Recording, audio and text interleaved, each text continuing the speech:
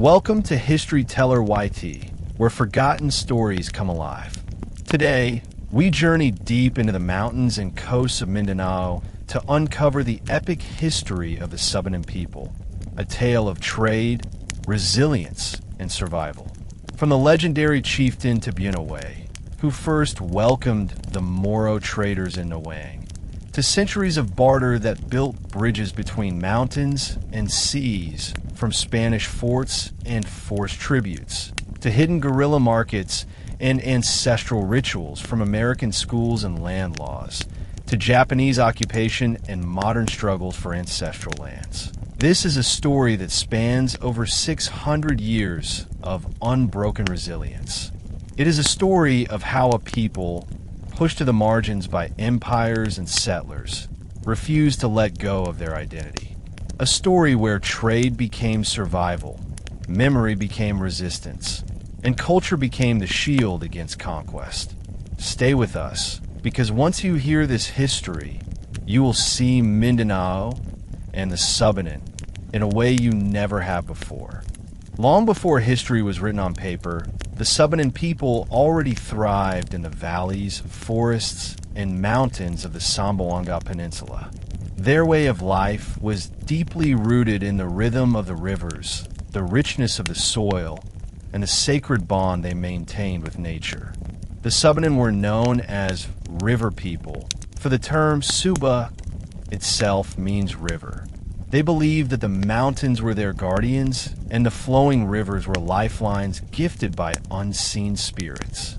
In these secluded highlands, they cultivated rice, sugarcane, yams, and root crops. The sound of gongs marked their rituals, while chants and epics passed down by elders wove the threads of their collective memory. It was in this world of mountains and valleys that the first great chieftain, Tabunaway, emerged. Oral legends say he was no ordinary man, but a giant, tall as the towering trees and strong as the river currents. For the Subanen, Tabunaway was not only a leader in politics, but also a sacred guardian chosen by fate. He organized clans, settled disputes, and guided his people's farming and hunting life. His territory stretched across a place called Nawang, a fertile area close to the sea, which in later centuries would become Zamboanga. The Subanen flourished under his leadership, far removed from the coastal civilizations. Yet, their isolation was not meant to last forever. The wider world was stirring. Across the seas, boats of traders and warriors were already riding the winds of destiny. One day, during Tabunaway's time, strange boats appeared on the horizon. They were sleek, curved, and unlike anything the Subanen had seen before. The people on board were the Moros, seafarers from the coastal islands and beyond, whose lives were shaped by the sea. They were skilled navigators, riding waves and winds with confidence. Their boats carried not only men, but also the wealth of the ocean, fish, shells, and salt, products that the mountain Subanen rarely tasted. The Moros reached the mouth of the river at Nawang and slowly sailed upstream. Their eyes scanned the thick forests that hid the Subanen settlements. Yet they did not march with weapons or declare war. Instead, they carried baskets of fish freshly caught from the sea and laid them carefully on flat river rocks. Then they waited. From the hills above, the Subanen cautiously watched. The sight of strangers could easily stir fear, but curiosity grew stronger. Finally, they descended to inspect the offering. When they tasted the fish, their senses were overwhelmed by new flavors from the saltwater world. This food was unlike the wild fruits or mountain harvest they knew. In return, they placed their own produce, rice, sugarcane, and yams, upon the same stones. Without words, through the language of gifts, a bond was formed. Thus began the first silent exchange of trade between the mountain Subanen and the coastal Moros. No contracts were signed, no oaths were sworn. Only trust, curiosity, and the promise of future exchanges tied their destinies together. This first trade was more than the exchange of food. It was the birth of cultural interaction. For the Subanen, it introduced them to the bounty of the sea, while for the Moros, it opened access to the rich harvests of the valleys. In this mutual need, a delicate balance was struck. The river rocks at Nawang became the first marketplace where sea and land met in peace. In Subanen oral tradition, this story carries symbolic weight. Tibunaway's time marked the opening of the Subanen world to outsiders. The exchange on the rocks symbolized cooperation without domination, a principle the Subanen valued deeply. Unlike the later encounters with colonizers, where land would be seized and lives disrupted, this moment with the Moros reflected respect and equality. Historians note that the arrival of the Moros in Zamboanga is recorded as early as 1380. This coincides with the spread of Islam in Mindanao, carried by Moro traders and missionaries from the sultanates of Sulu and Maguindanao. Thus, what started as a simple barter of fish and crops would grow into centuries of interconnected trade, politics, and cultural blending. The Subanen legend of Tibunaway and the Moros therefore captures both myth and history. It reminds us that before conquest, before colonial wars, there was first contact rooted in mutual exchange and shared humanity. And from this seed, the story of Zamboanga's trade networks began to blossom, a story that would unfold over generations, shaping the destiny of the Subanen and the Moros alike. The first encounter between the Subanen and the Moros was cautious, almost fragile. No one spoke the other's tongue fluently. No formal agreements were written. Yet, the act of placing goods on rocks and waiting for the exchange built a foundation of silent trust. After the initial contact, both groups returned again and again to the riverbank at Nawang. Every visit deepened the ritual. For the Subanen, bringing baskets of upland rice, root crops, sugarcane, and woven mats became a symbol of pride, showing the abundance of the mountain valleys.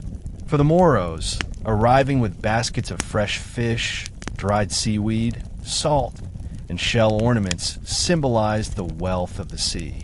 Over time, this silent barter transformed into a predictable cycle. When a Moro's sails appeared on the horizon, children in Subanen villages would run down the hills to shout the news. Women prepared harvests, while men carried bundles down the trails. For the Moros, the approach to Nawang became routine. They knew that friendly faces awaited them by the riverbank. Fear began to give way to expectation. Suspicion melted into familiarity, and trade became more than just survival. It became a celebration of difference. Legends say that Tibunaway himself sometimes came down to witness the exchanges. His presence assured his people that this new interaction was safe. His towering figure symbolized the strength of the Subanen, reminding the Moros that while friendship was offered, dignity and honor were also guarded. These early meetings marked the birth of what we can call the first local marketplace of Zamboanga, centuries before Spaniards would dream of forts or colonists would map the coast. Trade was never limited to food alone. With every meeting, small fragments of culture slipped across the invisible boundary between mountain and sea. The Moros brought not only goods, but also songs, stories, and practices from their voyages. They sometimes displayed finely crafted blades, brassware, and cloth dyed in patterns that dazzled the Subanen eye. In return, the Subanen shared herbal knowledge, wooden tools, hunting techniques, and music from bamboo instruments. This cultural interaction slowly reshaped identities. Subanen children who tasted fish for the first time learned to crave saltwater flavors, while Moro sailors who chewed sugarcane on long voyages carried the sweetness in memory. Even without a shared language, gestures of friendship, Smiles, laughter, and feasts by the riverside created bonds. Over generations, words began to mix. A Subanen might pick up a Moro phrase for fish, while a Moro trader might learn the Subanen word for rice. This linguistic blending left subtle traces that scholars today still notice in regional dialects. The riverbank at Nawang thus became more than a trade station. It became a crossroads of culture. When torches lit up the night during long trading days, music sometimes echoed across the water. Subanen gongs and Moro chants created a harmony that spoke louder than any agreement. To the people of those times, these moments were sacred, proof that two different worlds could meet without war, and that diversity was not a threat but a strength. While the Subanen and Moros were creating their own rhythm of trade, the wider world of Southeast Asia was in motion. The 14th century marked the rise of trading networks across the Sulu Sea and the Celebes Sea. Chinese, Arab, and Malay merchants sailed the same waters, spreading not only goods, but also the teachings of Islam. It was around 1380 when records suggest that Muslim missionaries first landed in Mindanao, establishing communities and spreading new ideas. The arrival of the Moros in Zamboanga was part of this larger movement.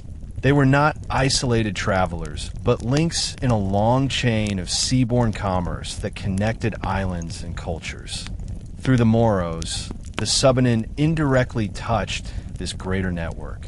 Salt, fish, and even stories of faraway lands reached the mountain valleys. Though the Subanen themselves did not build seafaring fleets, their crops and goods began to circulate through Moro hands into wider markets. This growing trade had long-term consequences. It meant that Zamboanga was no longer just a remote corner of the peninsula, but part of a regional economy. The Subanen legend of Tibunaway therefore captures not just a myth, but a historical turning point. The moment when a mountain people began to engage with the tides of global history. The rock by the river where fish and rice first changed hands became a silent witness to centuries of continuity. What started as a simple barter would one day grow into thriving coastal settlements, intermarriages, alliances, and even conflicts. But in those early days, it was still pure, simple, and hopeful. The birth of an enduring tradition of trade and cultural exchange. As years passed after the first meeting at Nawang, the Subanen and the Moros began to establish a regular rhythm. The sight of Moro boats approaching the riverbank became part of the Subanen calendar, as familiar as the planting and harvesting seasons. In the beginning, trade was spontaneous, based on trust and curiosity. But over time, it started to follow patterns. The Moros arrived at certain months when the sea was calm, and the Subanen prepared goods in advance. The barter process itself developed rituals. When the Moros laid down fish, sea salt, or even dried squid on the rocks, the Subanen would respond with their staples: bundles of rice wrapped in woven leaves, thick sticks of sugarcane, and baskets of root crops. The rocks by the river became symbolic. They were no longer just stones, but the first marketplace of Zamboanga. People began to associate those rocks with prosperity and peace. Tibunaway, the great chieftain, ensured that these exchanges were fair and protected. He often sent trusted elders to oversee the process, making sure no group felt cheated. The Subanen knew that harmony with the Moros meant survival and growth, and Tibunaway's leadership kept both pride and humility in balance. Oral tradition even suggests that songs were composed in honor of these trades, celebrating the strange yet welcome food that the sea brought to mountain dwellers.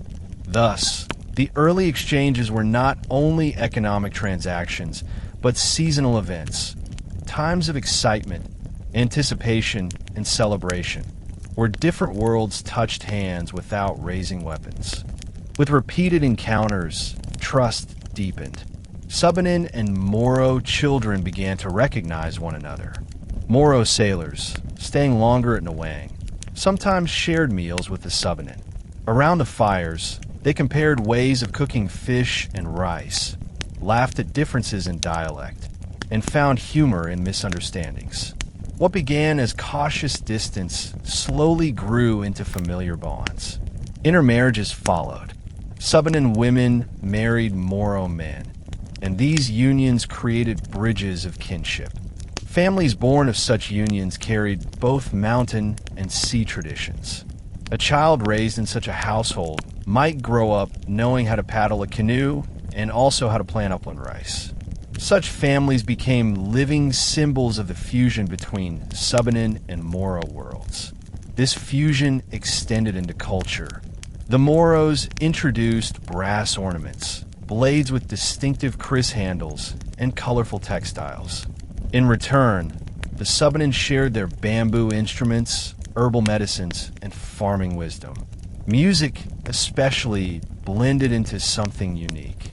At gatherings, the sharp beat of Moro drums would echo alongside the resonant gongs of the Subanen, creating a new rhythm of friendship. Over time, the once simple barter at the river evolved into networks of social and emotional exchange. Trade no longer meant only fish for rice. It meant friendship, shared rituals, and even blood ties. This stage marked the transformation of barter into a community of trust that would sustain both groups for centuries. While these local ties blossomed, the broader history of Southeast Asia was also shifting. Around the late 14th century, Islam was steadily spreading through the sultanates of Sulu and Mindanao. Moro traders carried not only goods but also faith. Some Subanen families who intermarried with Moros encountered Islamic customs, dietary laws, prayers, and clothing styles. Although the Subanen maintained their ancestral beliefs, the influence of Islam left subtle imprints on their daily interactions. Meanwhile, the region was increasingly becoming a node in a global trade web. Arab, Malay, and Chinese merchants were sailing across the seas, connecting Mindanao to distant markets.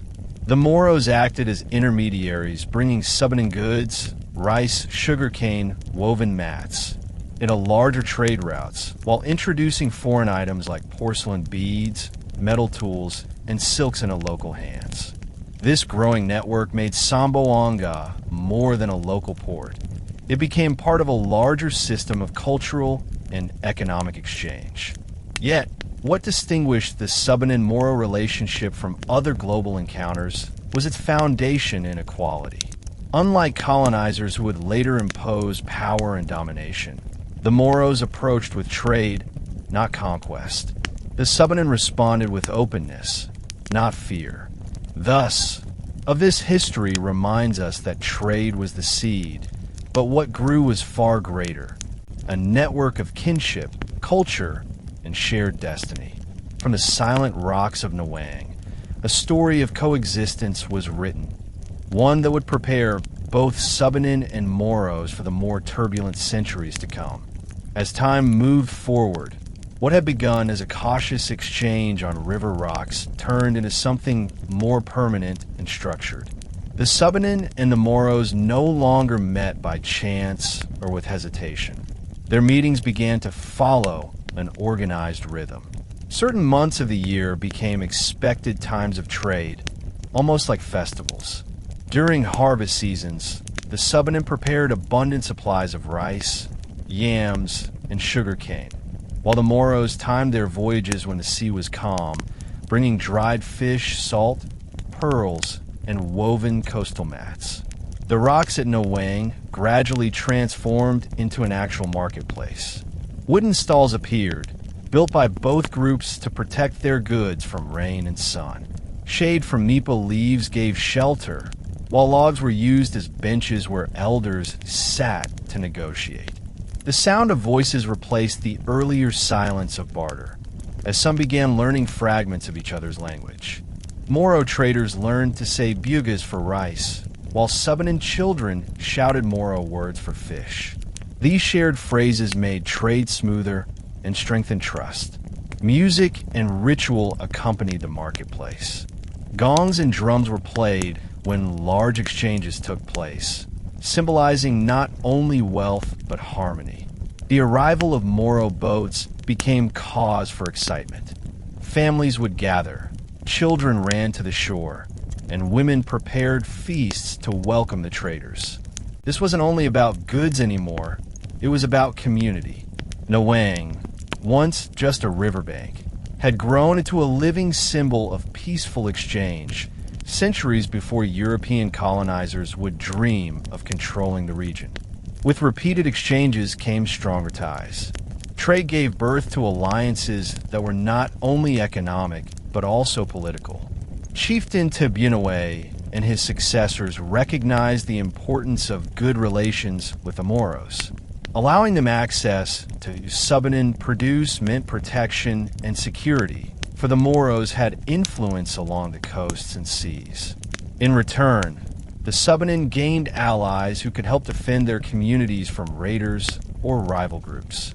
This relationship was sealed not only by trade, but by marriage alliances. Oral traditions recall how some Subanen daughters married Moro leaders, uniting mountain and sea bloodlines. These unions created bonds that went beyond business, for kinship is stronger than trade. Families that descended from such marriages became intermediaries, speaking both languages and mediating in times of misunderstanding. They became living bridges of diplomacy. Rituals reinforced these alliances. When new agreements were made, feasts were held. Subanen wine, made from sugar cane and Moro dishes from the sea, were shared around fires. Elders invoked ancestral spirits and Allah's blessings together, weaving spiritual authority into their pacts. These ceremonies reminded everyone that peace was sacred and betrayal would invite curses or misfortune. Thus, the trade that started with silent bartering had evolved into a system of kinship and diplomacy. Through it, the Subanen were drawn into wider networks of politics, and the Moros secured allies in the valleys, ensuring that their influence spread beyond the coastlines into the mountains. While these local alliances grew, the Subanen-Moro trade also became part of a larger regional system. By the 15th century, the sultanates of Sulu and Mindanao were rising as major powers in Mindanao. They controlled important trade routes, linking the Philippines to the Malay world, China, and Arabia. Through the Moros, Subanen products, rice, woven mats, sugarcane, and root crops began to move into these greater markets. In return, luxury goods like porcelain beads, metal tools, silk, and even gunpowder slowly entered Subanen villages. This integration into larger networks changed Subanen life. Farmers began to plant more than what their families needed, knowing the surplus would fetch goods from faraway lands. Tools made of iron replaced some of their older wooden instruments. Beads from China and cloth from Malacca adorned women in rituals, adding new layers to Subanen identity. Yet, despite these influences, the Subanen remained deeply tied to their ancestral traditions. They accepted new items, but they rooted them in their own worldview. A porcelain bead might be used in a ritual for river spirits. A Moro kris might be carried not only as a weapon, but also as a sacred heirloom. This blending of the old and new allowed the Subanen to remain true to themselves while participating in the expanding world around them. Thus, Nawang became a gateway to global history. What began as a local meeting of mountain and sea peoples had now become a part of Southeast Asia's flourishing maritime economy. For the Subanen, it was proof that their valleys were no longer isolated. They were connected to a world as vast as the oceans themselves. As Subanen-Moro relations grew stronger, the prosperity of Nawang began to draw attention from others. Trade always brings wealth, but wealth also attracts envy and rivals. Soon, other coastal groups, both Moro and non-Moro, sought access to the fertile exchanges at Zamboanga. Boats from different settlements began appearing on the horizon, not always with friendly intentions. Some came to barter fairly, but others attempted to undercut agreements or seize goods without permission. For the Subanen, this was a new challenge. Their worldview was rooted in harmony with nature and respect for agreements. They were not accustomed to dealing with aggressive outsiders who sought profit without regard for kinship. Tabuenaway's successors had to learn quickly. If trade was to continue, they needed not only friendship, but also protection. The Moros, for their part, recognized the threat. They saw the value of maintaining exclusive ties with the Subanen, for these mountain products gave them an advantage in larger trade networks. Thus, alliances between Subanen leaders and Moro datas grew even tighter. In exchange for Subanen goods, the Moros offered more than fish. They offered protection from rival traders and raiders who prowled the seas. But such protection came at a cost. The Subanen, once independent, now found themselves linked to larger political struggles. The balance of power along the coast began to shift. Nawang was no longer just a peaceful marketplace. It was becoming a contested hub where diplomacy, wealth, and conflict collided. Not all encounters were peaceful. As trade expanded, so did the risk of conflict. Raiders from neighboring islands sometimes attacked Moro fleets or even attempted to ambush Subanen villages near the coast. These raids were motivated by greed for goods, slaves, or territory. Oral histories recall nights when flames lit the riverbanks and families fled to the hills, clutching their children and sacred heirlooms. In such times, the Subanen turned to their Moro allies for help. Armed with krists and spears, the Moros fought to defend their trading partners. Battles were fought not only with weapons, but with strategies of alliances and warnings. Scouts watched the horizon for suspicious sails. Gongs were struck to alert villages of danger. Through these shared struggles, bonds between the Subanen and Moros deepened, forged not just by trade, but by blood and loyalty. Yet, these conflicts also left scars.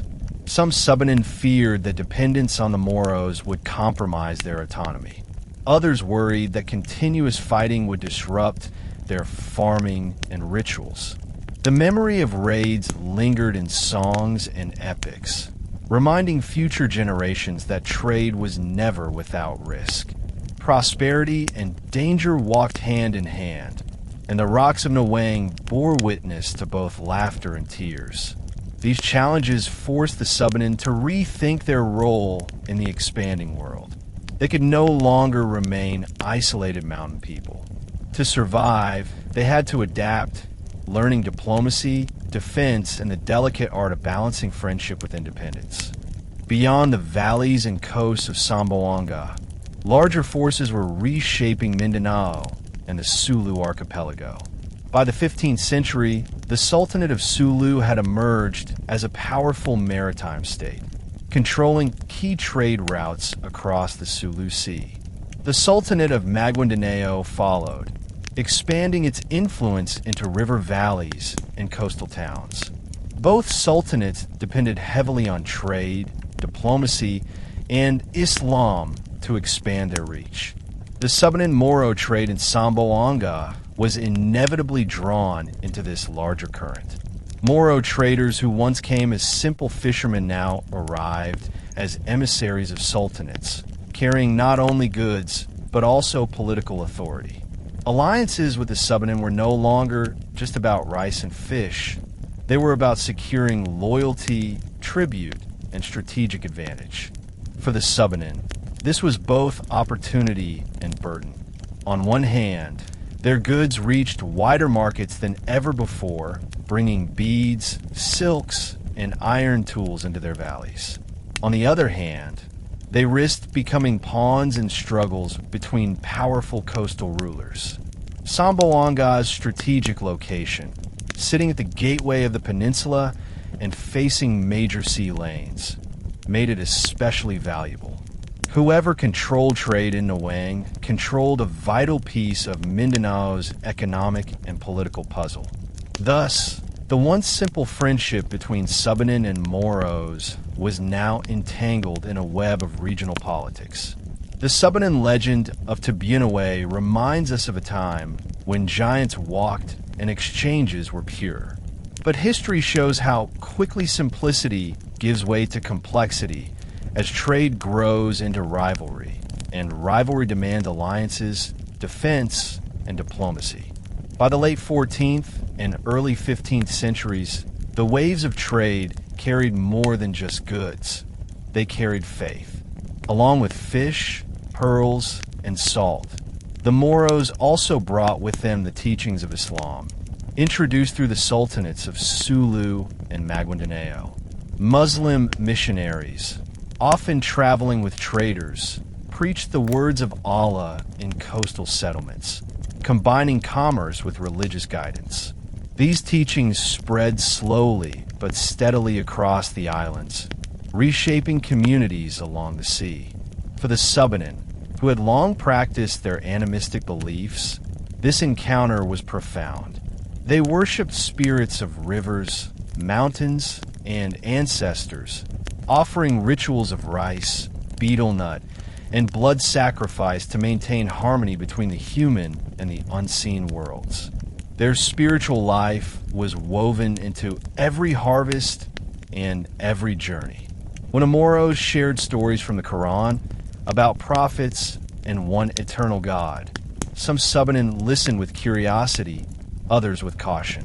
The first influence came through marriages. When Subanen women married Moro men, they encountered Islamic practices at home, dietary restrictions, prayers at dawn, and modest clothing. Children from these unions grew up with a mixture of traditions.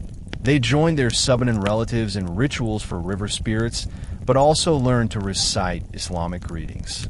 This created households of dual faith, where mountain beliefs and Islamic teachings coexisted side by side. This blending was not forced. It grew naturally through daily life.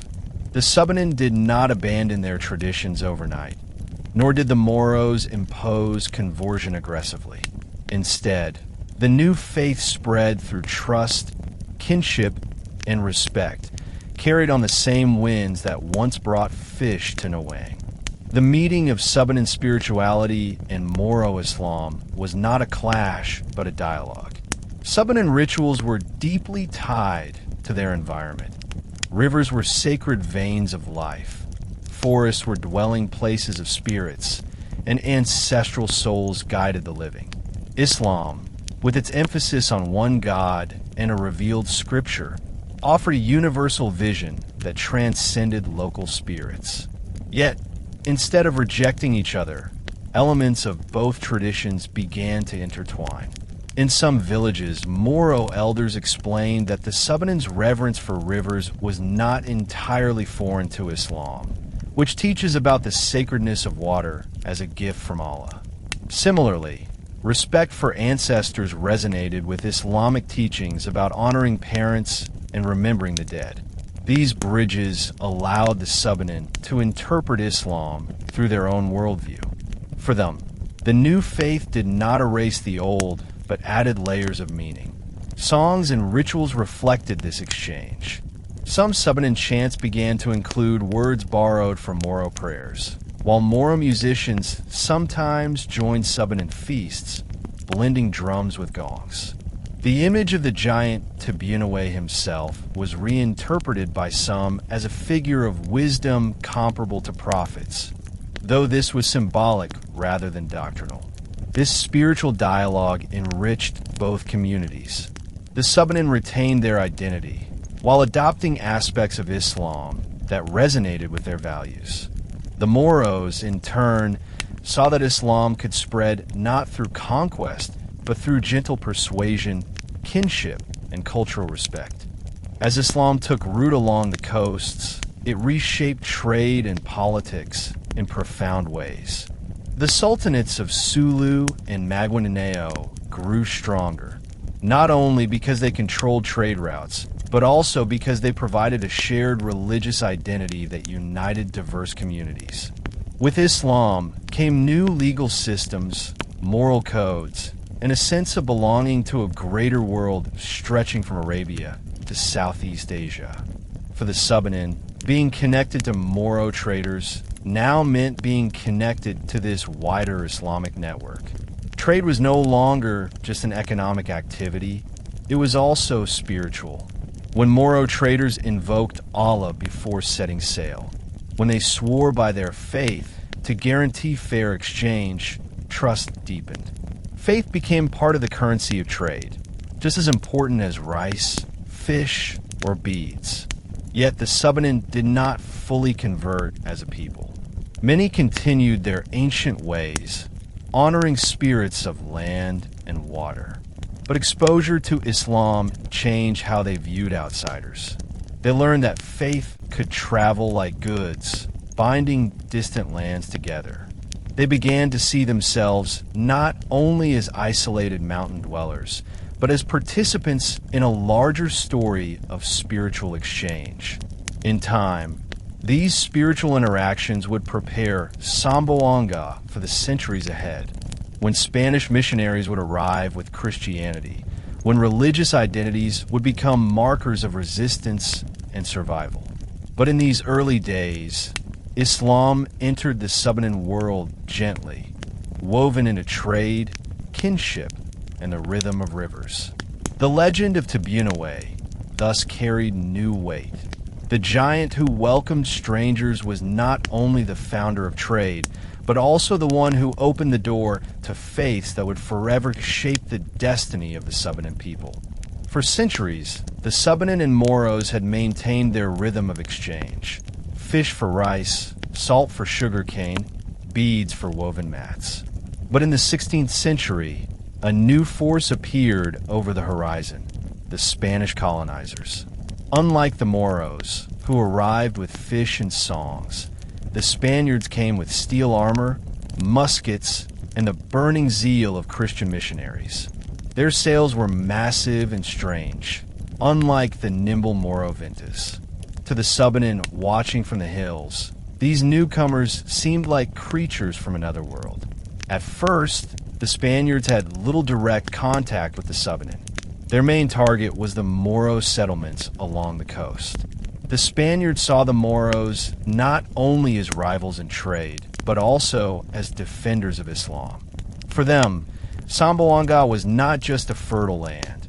It was a strategic point, a gateway to controlling Mindanao and the seas beyond. In 1565, when Spanish expeditions expanded from Cebu, their eyes turned towards Zamboanga as a crucial outpost. When the Spaniards finally established their fort in Zamboanga in 1635, the trade network of Nawang faced its first great disruption.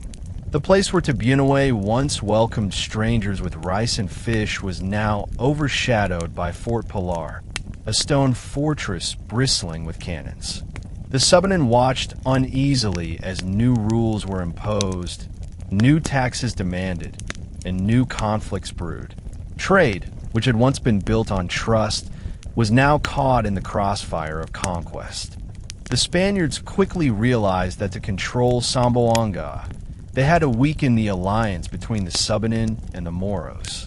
The Moros resisted fiercely, launching sea raids and battles against Spanish garrisons.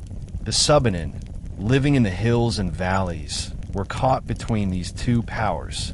Some Spaniards sought to ally with the Subanen, presenting themselves as protectors against Moro raids. They promised security in exchange for loyalty. Missionaries entered Subanen villages, preaching Christianity and condemning what they saw as pagan practices.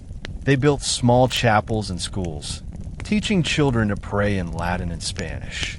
Some Subanen accepted baptism, hoping it would shield them from colonial punishment. Others resisted quietly, continuing their ancestral rituals in secret. On the other hand, The Moros urged the Subanen to remain loyal to old ties, reminding them of the centuries of friendship and kinship. They warned that the Spaniards did not come for trade or peace, but for conquest and control. Many Subanen leaders felt torn. Should they ally with the Moros, whose kinship ties were strong, but whose wars with Spain brought endless bloodshed? Or should they seek survival by cooperating with the powerful newcomers, even if it meant losing autonomy? This divide-and-rule strategy fractured the once stable trade system. Markets that once thrived under the open sky of Nawang now became battlegrounds of loyalty. Subanen farmers who once carried rice to the riverside now had to pay tributes to Spanish soldiers or hide their goods from raiders. Trade was no longer simply about exchange. It became entangled in a war of faiths, empires, and survival. The presence of the Spanish fortress changed the very character of Zamboanga. Where once the sounds of gongs and barter echoed, now the thunder of cannons and church bells dominated. The Spaniards introduced new crops, corn, cacao, tobacco, and demanded that local people, including the Subanen, grow them as tribute. This disrupted traditional farming cycles. Rice, once freely exchanged with the Moros, was now diverted to supply Spanish garrisons. The marketplace itself shifted. Instead of open exchanges built on trust, trade became regulated by colonial authorities. Taxes were imposed on goods. Spanish officials oversaw transactions. Subanen who resisted risked punishment, while those who cooperated often faced suspicion from their Moro kin. What had once been a space of cultural harmony now became a zone of surveillance and control. Despite this, the Subanen showed resilience. Many continued to trade secretly with the Moros, carrying goods through hidden trails and mountain passes. These underground exchanges became acts of quiet resistance, preserving the old bonds of Tibunawe's time. Songs and oral traditions remembered the days when trade was free, contrasting them with the harshness of colonial rule. The Spaniards, however, were determined. Fort Pilar stood as a symbol of their power, a reminder that Zamboanga was no longer just a meeting place of rivers and seas, but a frontier of empire. For the Subanen, this meant adapting once again, balancing survival between their ancestral allies, the Moros, and the new force that claimed dominion over their land. When the Spaniards firmly established their presence in Zamboanga, they introduced the policy of reduction, a colonial strategy aimed at concentrating scattered indigenous populations into settlements under church and military control. For the Subanen, who had always lived freely along rivers and valleys, this was a profound disruption. Their scattered communities were seen by the Spaniards as wild and ungoverned. Missionaries insisted that to become true Christians, the Subanen had to abandon their ancestral homes and live within the shadow of Spanish chapels. The reduction policy meant the forced relocation of many Subanen families. Those who agreed were given wooden crosses, rosaries, and Spanish names during baptism. They were taught prayers, catechisms, and Spanish farming techniques. But the cost was high. Uprooted from ancestral lands, they lost direct access to their sacred rivers and mountains, essential elements of their spirituality. Rituals that once connected them to spirits of the forest were now condemned as idolatry. Not all complied. Many Subanen retreated deeper into the mountains, resisting assimilation. They preferred hardship over submission. These mountain dwellers became symbols of freedom, preserving oral traditions and rituals in secret. Songs were sung quietly at night, gongs beaten in hidden valleys, invoking the memory of Tibunawe's time when no foreign power ruled. The Spaniards saw this as rebellion, but for the Subanen, it was survival of identity. Thus, reduction created two worlds within the Subanen community: those near Spanish influence who adopted parts of Christianity, and those in the mountains who guarded the old ways. Both, however, carried the burden of colonial intrusion, and both faced the constant pressure of choosing between compliance and resistance. While the Subanen grappled with Spanish control, the Moros waged open resistance. From the seas, Moro fleets launched raids against Spanish settlements, targeting garrisons, friars, and coastal villages allied with the colonizers. The battles were fierce. Moro warriors, armed with kris and swift vintas, struck suddenly, then vanished into the vast sea. For centuries, this became known as the Moro Wars, a cycle of attack and retaliation that stretched across Mindanao and the Visayas. The Subanen were caught in the middle. Their ancestral friendship with the Moros urged them to support resistance. Yet, the presence of Spanish forts near their lands made neutrality nearly impossible. Some Subanen secretly aided Moro raiders, providing food and guiding them through mountain passes. Others, under Spanish watch, were forced to act as auxiliaries, carrying supplies or paying tribute to colonial soldiers. This duality tore at Subanen unity. Families divided. Some leaned toward the Moros, valuing old bonds and shared struggles, while others saw survival only in accommodating Spanish power. Oral tradition records tensions within villages, where elders debated which path would safeguard their children's future. But whichever choice they made, the Subanen paid the price. If they aided the Moros, they risked Spanish reprisal. If they obeyed the Spaniards, they faced Moro suspicion.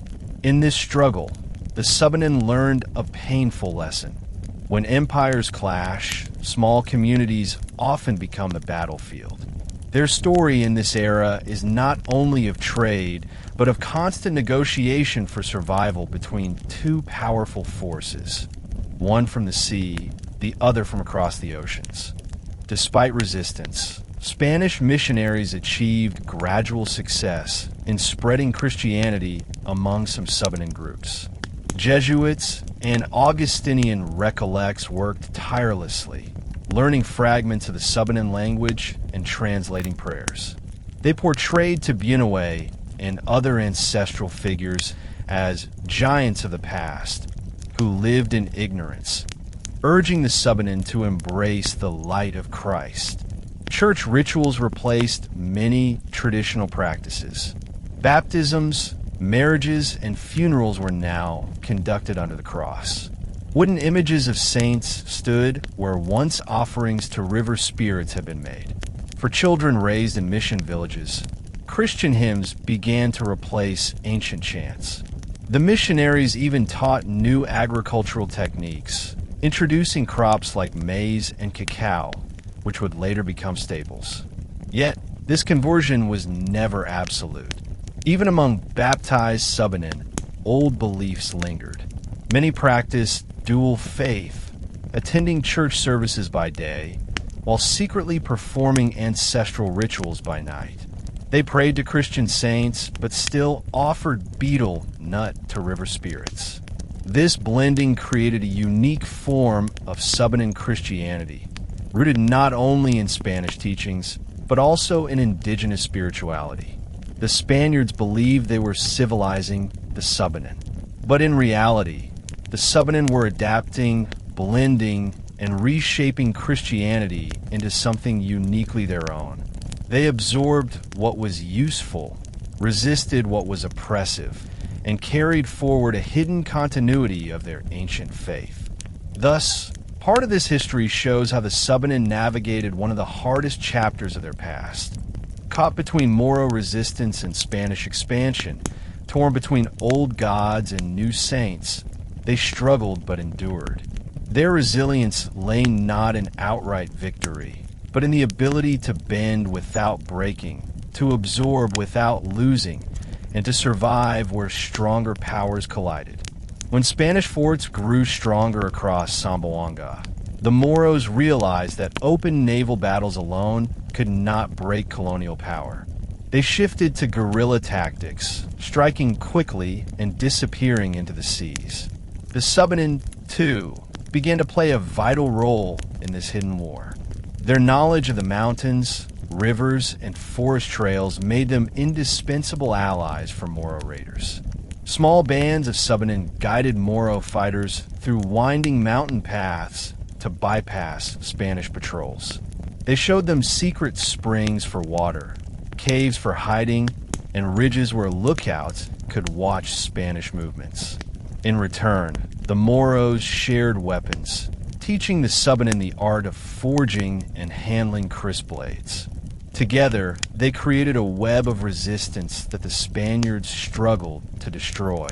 These guerrilla tactics were not only military, but also psychological. Spanish soldiers feared the unseen presence of allies in the hills.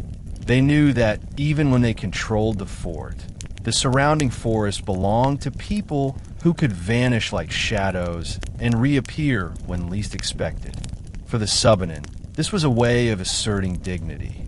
Though they lacked cannons and muskets, their knowledge of the land itself became their weapon. Thus, while the Spanish fortress loomed as a symbol of colonial power, the hills and valleys echoed with the quiet defiance of mountain-sea alliances, proving that the spirit of Tibunaway's people had not been broken. Trade did not vanish under Spanish rule. It simply went underground. Where once Subanen and Moro exchanged goods openly on river rocks, now they met in hidden markets deep in the forests or along unguarded riverbanks. These secret gatherings became lifelines for both groups, sustaining not only their economy, but also their cultural ties. At night, baskets of rice, sugarcane wine, and woven mats were carried down mountain trails. From the sea, Moro boats silently docked in hidden coves, bringing dried fish, salt, cloth, and even small amounts of gunpowder. The exchange was swift, carried out under the cover of darkness, with scouts watching for Spanish patrols. Songs were no longer sung aloud, but whispered stories reminded participants of their ancestral pact of trade and friendship. These secret markets were more than economic. They were acts of resistance and identity. Every trade defied the Spanish attempt to control commerce. Every handshake renewed bonds that had lasted since the days of Tibunaway. Even when Spanish officials tried to impose heavy taxes, the Subanen and Moros found ways to bypass them, proving that their trust in each other was stronger than colonial law. Spanish records often complained about this illicit trade, noting how impossible it was to fully cut off Moro influence in the mountains. But for the Subanen, these markets were not illicit. They were sacred continuations of a legacy that no empire could erase. The resistance of this era was not only fought with weapons and hidden markets, but also with stories and memory. Subanen elders told younger generations of Tibunaway's first encounter with the Moros, reminding them that their ancestors had chosen friendship over fear. These tales inspired courage, teaching that survival depended not on submission, but on cleverness, unity, and endurance. Songs were composed about raids, victories, and escapes. Some celebrated Subanen warriors who defended villages from Spanish patrols. Others mourned those taken as slaves or killed in battles. These oral traditions kept alive a sense of collective memory, ensuring that even if villages were destroyed, the story of resistance lived on in words and melodies. The Moros, too, remembered their Subanen allies. They saw them not only as trading partners, but as brothers in struggle.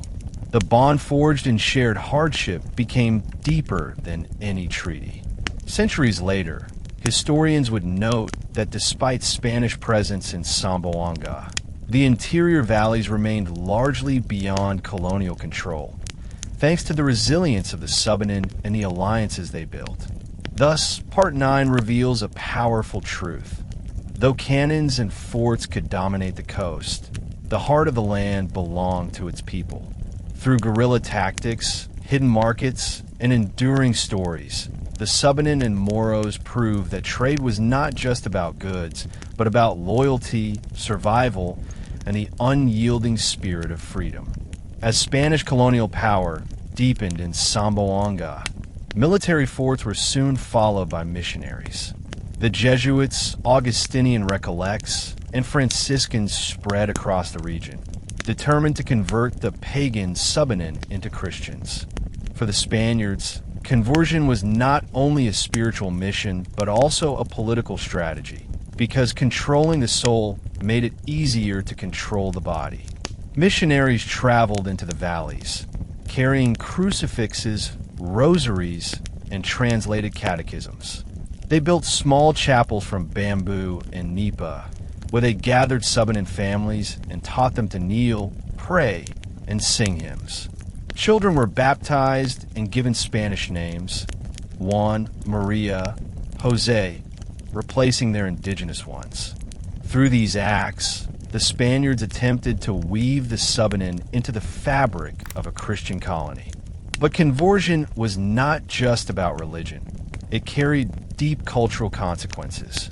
The Subanen were instructed to abandon their old rituals, offerings to river spirits, ancestral chants, healing ceremonies led by shamans. Missionaries condemned these as superstition or devil's work. Instead, they encouraged new celebrations tied to Catholic feast days, fiestas for patron saints, processions, and church weddings. Yet, not all Subanen accepted this intrusion. Many retreated deeper into the mountains, away from missionary eyes. Those who stayed often practiced dual faith, publicly attending church, but privately performing rituals for their ancestral spirits. The missionaries thought they had won converts, but in truth, they faced a people who knew how to adapt without surrendering identity. One of the most enduring tools of the missionaries was education. They set up small schools where children were taught to read, write, and pray in Spanish or Latin. For the Spaniards, education was a way to reshape Subanen minds, teaching them loyalty to the crown and obedience to the church. Lessons included catechism, Bible verses, and basic arithmetic, but always framed in service of colonial ideology. Some Subanen parents welcomed schooling, hoping their children might gain knowledge useful for trade or survival in a changing world. A few bright students even became assistants to priests, helping translate between Subanen and Spanish. These intermediaries gained status, acting as bridges between two cultures. But education also came at a price. Children who spent time in mission schools often grew distant from ancestral traditions. They were told to be ashamed of old songs, gongs, and rituals. Some began to look down on their elders' ways, calling them uncivilized. This created generational tensions within villages. Elders clung to oral traditions, while some youth embraced Spanish customs, torn between loyalty to heritage and the allure of new opportunities. Despite these pressures, the Subanen showed remarkable resilience. Even those who learned Spanish prayers often returned home to hear epic chants about Tibunaway and ancestral spirits. In this way, education became a contested space, not merely a tool of assimilation, but also a field where Subanen negotiated how much to accept and how much to resist, while Spanish missionaries and educators tried to reshape Subanen life. The people found ways to preserve their culture beneath the surface. Oral tradition became their strongest weapon. Elders told stories of Tibunaway, of the first barter with the Moros, of battles fought in the hills. These stories reminded the young that their people had a history far older than Spanish rule. Ritual specialists, or Balian, continued to perform healing ceremonies and spirit invocations in secret. They disguised rituals as ordinary gatherings, ensuring that ancestral spirits were still honored. Music, too, survived. Though church bells replaced gongs in villages near forts, deep in the mountains bamboo flutes and drums echoed as before, carrying melodies that linked generations. Even in Christianized areas, resistance took symbolic forms. A rosary might be worn alongside an amulet from the forest. A saint's feast might be celebrated with traditional dances disguised as folklore. This blending confused missionaries who complained that the Subanen were half-hearted Christians. But for the Subanen, it was a way of keeping their soul alive while surviving colonial demands. Thus, despite the pressure of missionary presence and education, the Subanen endured. They absorbed what they needed but refused to lose themselves completely. Their resilience lay not in open rebellion alone, but in the quiet art of adaptation, turning imposed rituals into their own, protecting memory through story, and carrying forward the legacy of freedom even within the shadow of empire. By the mid-17th century, the Spanish fortress at Zamboanga stood tall, casting a long shadow across the peninsula. For the Spaniards, Fort Pilar symbolized control. For the Subanen and the Moros, it was a constant reminder of foreign domination. Yet, despite the fort's cannons and walls, the bond between the Subanen and the Moros endured. Their history of trade, kinship, and shared hardship was too strong to be erased by colonial power. The Moros, whose fleets regularly clashed with Spanish ships, knew they needed allies inland. The Subanen, whose valleys provided food and shelter, were natural partners. Old ties were reforged as new strategies of resistance emerged. Subanen farmers secretly supplied rice, root crops, and sugarcane to Moro raiding parties. In return, the Moros shared salt, weapons, and sometimes protection from retaliatory raids. This alliance was not only practical, it was deeply symbolic. The Subanen remembered that the Moros were the first outsiders to approach them with peace, not conquest.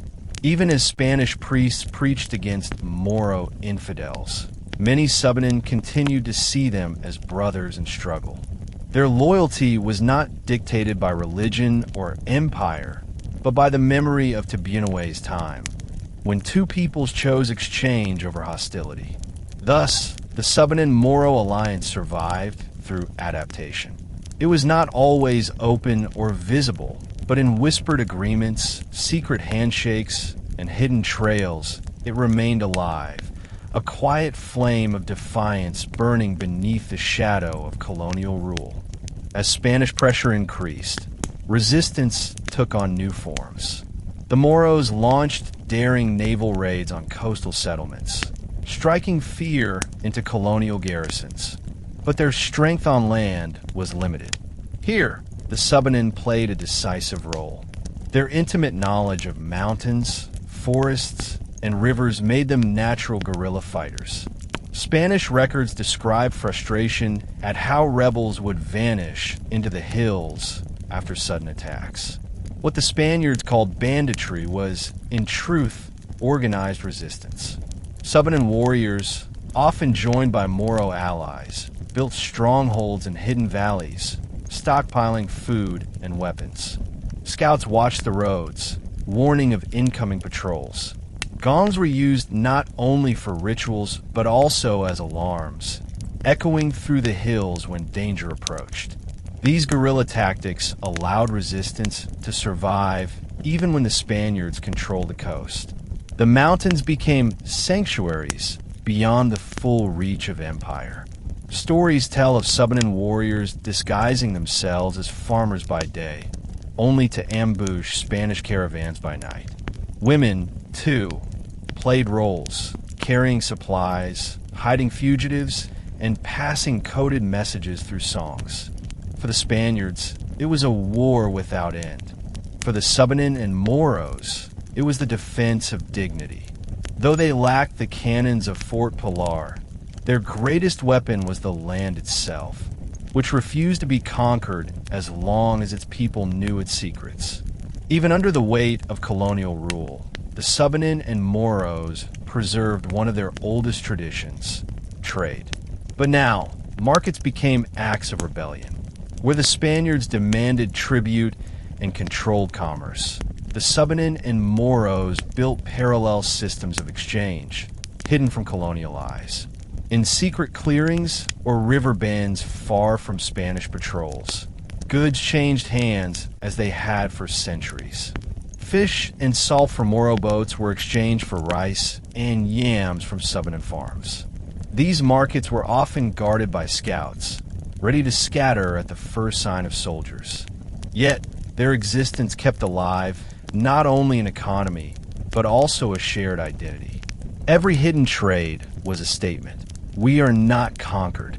By refusing to let the Spaniards monopolize exchange, the Subanen and Moros affirmed that their bond was stronger than colonial control. To them, trade was not only survival, but resistance, a way of saying that their friendship, older than Spanish forts, would outlast them. Songs from this era reflect the spirit of resilience. Subanen chants spoke of rice carried at night. Moro ballads praised allies in the mountains. Together, they wove a narrative that survival was possible not through surrender, but through unity. Thus, shows how the Subanen and Moros, though pressured by empire, turned their old traditions, alliances, guerrilla tactics, and trade into weapons of resistance. They proved that even in the darkest times, bonds forged in peace could sustain defiance, and the spirit of Tibunawe's people could not be extinguished. Despite centuries of fierce resistance, Spanish influence inevitably seeped into the daily lives of the Subanen. Unlike the Moros, who maintained a more openly defiant stance at sea, the Subanen were mountain dwellers whose survival often depended on compromise. By the late 17th and 18th centuries, many Subanen found themselves drawn closer to Spanish missions, settlements, and markets, not always by choice, but by the sheer pressure of survival. Spanish priests expanded their reach into the valleys, establishing mission villages where Subanen families were encouraged or coerced to settle. These reductions became centers of both control and indoctrination. Soldiers patrolled nearby areas to ensure tribute was paid.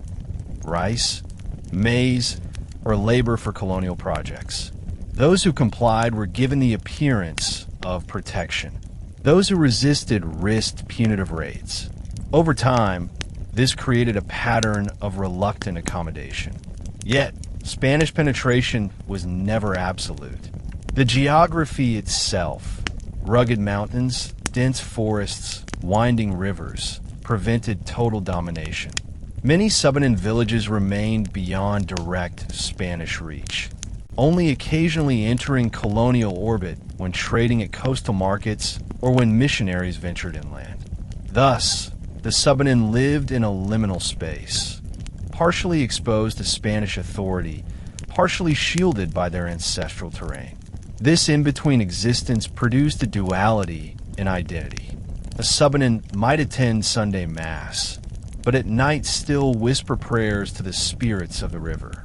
A family might pay tribute at the fort, but secretly divert part of their harvest to trade with Moro allies. Spanish power was visible, yet incomplete, an outer layer imposed upon a resilient inner core of indigenous tradition. Colonial education, though limited in scope, slowly reshaped aspects of Subanen identity. Mission schools taught children to recite Catholic prayers, sing hymns, and read passages of catechism. This created a new generation of Subanen who could interact with Spanish priests and soldiers, acting as intermediaries between the two worlds. These children often received Spanish names, marking a symbolic shift in their social identity. Ritual life also changed. Catholic sacraments, baptism, marriage, confession, were increasingly introduced into Subanen communities. Festivals for patron saints replaced or blended with seasonal rituals tied to agriculture. For example, where once a harvest feast might involve offerings to ancestral spirits, now it might be celebrated under the banner of Saint Isidore, the patron of farmers. Outwardly, it looked like Christianization. Inwardly, many Subanens still interpreted these rituals through the lens of their indigenous cosmology. This blending created what scholars call syncretism, a fusion of two worlds. A rosary might be hung on the same wall as a carved wooden charm. A church wedding might be followed by a traditional gong dance. Even within Christianity, the Subanen infused their own symbols, melodies, and meanings. In this way, Spanish rituals were Subanenized, transformed to fit within a worldview that refused to die.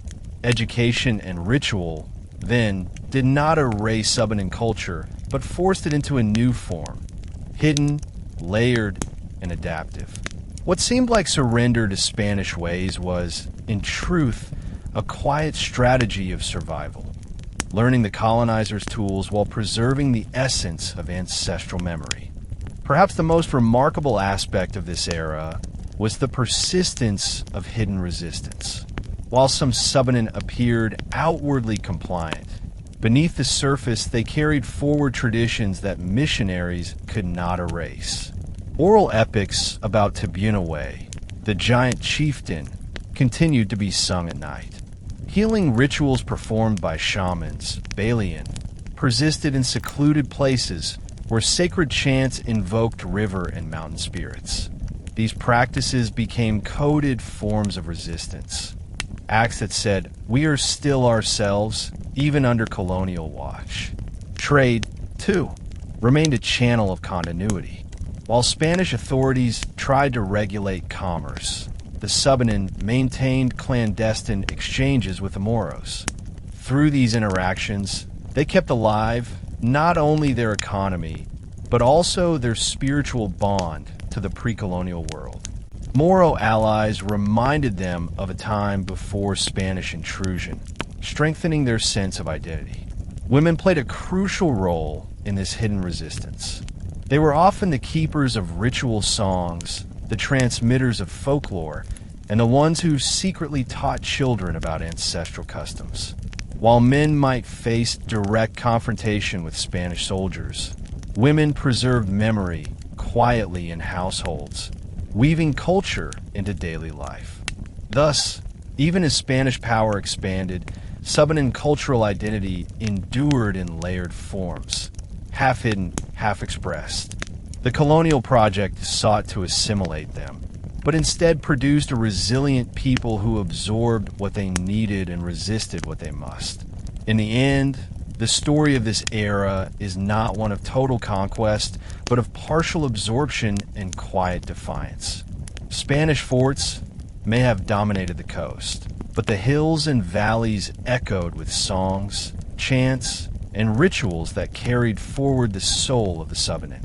By the 18th century, Spanish control in Zamboanga relied not only on military might, but also on a system of tribute collection. For the Subanen, this meant that their harvests, which once flowed freely into trade with the Moros, were now forcibly diverted toward colonial needs. Rice, maize, and sugarcane were demanded in fixed amounts, collected by Spanish soldiers or local officials allied with the crown. Tribute was often accompanied by humiliation. Families were forced to bow before officials, and failure to meet quotas could lead to punishment. For a people accustomed to sharing surplus through kinship-based exchange, this tribute system felt alien and unjust. The Subanen had no concept of taxation as an obligation to a distant empire. Their worldview linked wealth to reciprocity. One gave in order to receive, whether to neighbors or spirits. But the Spaniards demanded without giving in return, turning a system of balance into one of exploitation. This drained the Subanen economy. Families often hid portions of their harvest in forest caches, hoping to evade Spanish collectors. Others deliberately underreported yields, risking fines to keep something for their own survival. Oral traditions remember these times as periods of hunger, when Spanish demands left households without enough to eat. Tribute was not just material, it was symbolic domination.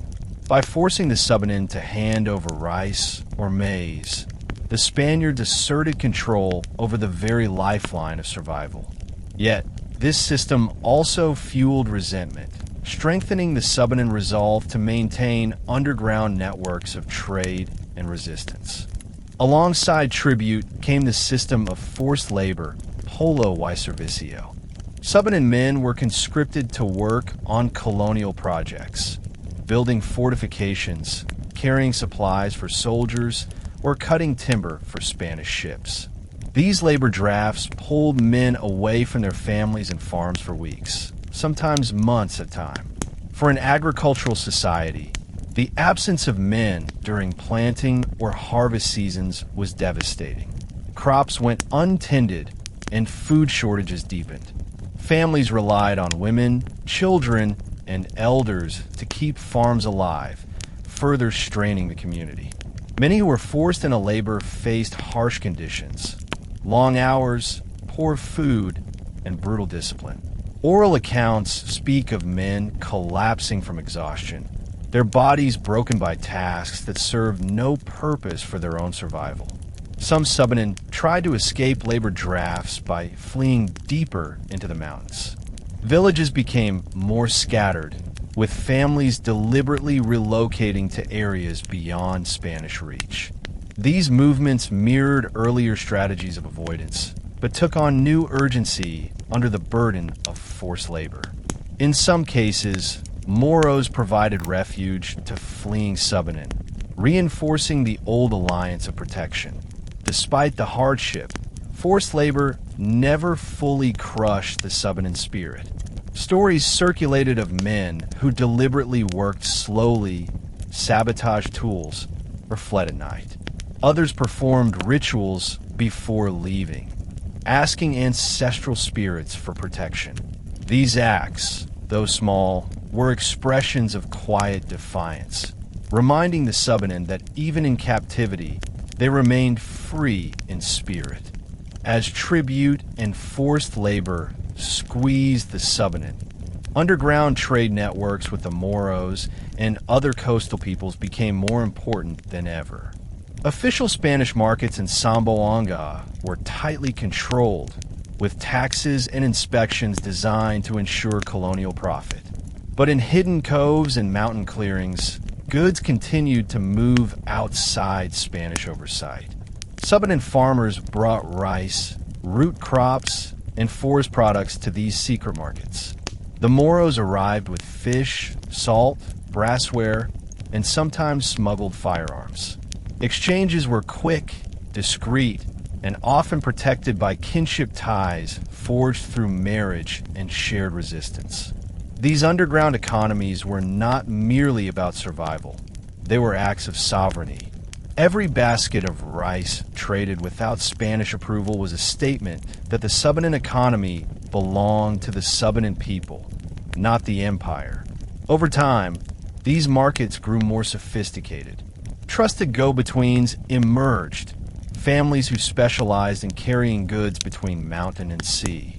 Some Subanen villages became known as safe zones for trade, where Spanish patrols rarely ventured. Even when Spaniards tried to punish such activities, the resilience of the landscape, the forests, rivers, and caves shielded the networks. Thus, the underground economy kept alive the spirit of Tibunahue's first barter with the Moros. It preserved autonomy, sustained kinship, and reminded the Subanen that trade was not just about material goods, but about freedom itself. Spanish tribute and forced labor might weaken their bodies, but underground trade strengthened their soul. By the early 19th century, the Spanish crown began to double down on its efforts to consolidate power in Mindanao and the southern Philippines. Zamboanga, with its strategic location, became the centerpiece of this plan.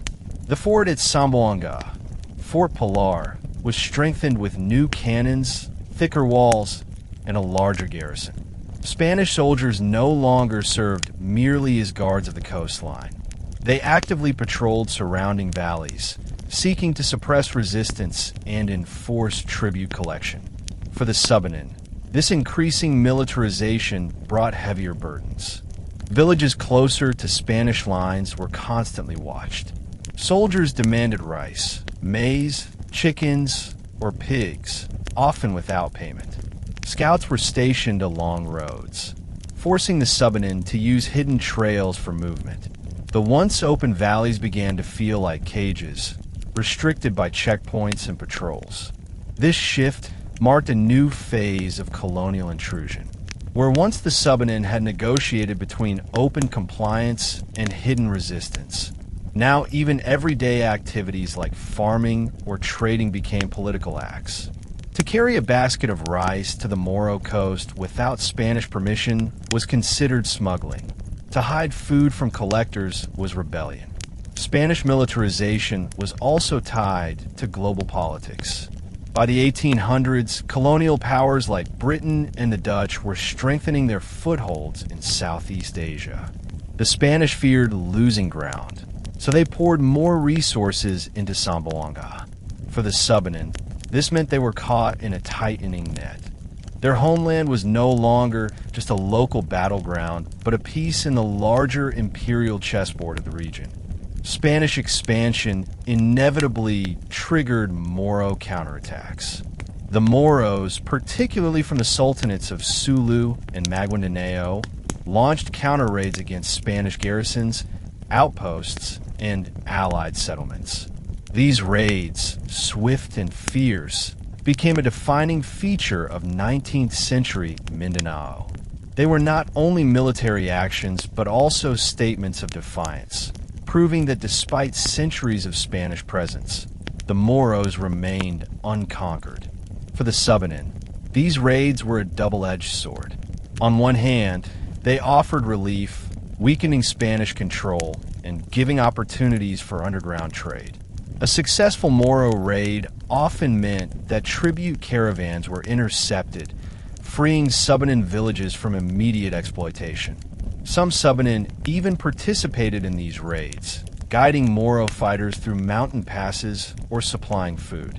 Their knowledge of terrain was invaluable, and their loyalty to old alliances with the Moros still carried weight. On the other hand, the raids brought risks. Spanish reprisals were often brutal. Entire Subanen villages suspected of aiding the Moros were burned. Families were punished collectively, even when they had no part in the attacks.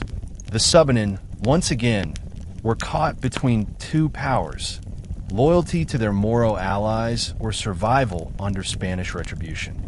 Yet, despite these dangers, the cycle of raids sustained a sense of resistance. Each Moro strike reminded the Subanen that empire was not invincible. Even though they were often victims of retaliation, they drew strength from knowing that the struggle continued.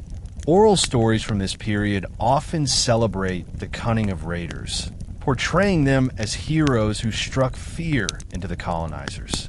These tales reinforced the Subanen belief that, though oppressed, they were never truly defeated. Amid the escalating conflict, the Subanen developed a unique role as mediators between Moros and Spaniards.